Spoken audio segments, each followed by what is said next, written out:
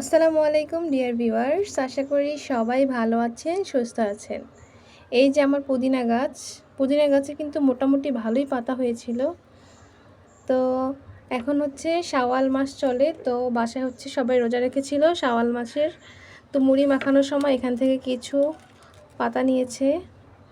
আর পাতাগুলো বেশি বড় হয় না, এরকমই হয় মোটামুটি, কিন্তু অনেক ঘ্রাণ। হ্যাঁ, স্মেলটা অনেক সুন্দর। এই যে আমার পুদিনা পাতা, শখের পুদিনা গাছ। এভাবে করে কিন্তু আপনারা লাগাতে পারেন বাসায় পুদিনা গাছ, শুধুমাত্র পানিতে। হ্যাঁ, এখানে কিন্তু কোনো মাটি নাই, শুধুমাত্র পানিতে এভাবে করে কিন্তু গাছ লাগাতে পারেন।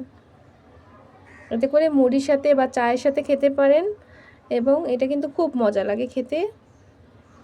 আর এটা একটা ঔষধি গাছ। তো এভাবে করে আপনারা বাসায় অবশ্যই পুদিনা পাতা গাছ লাগাবেন।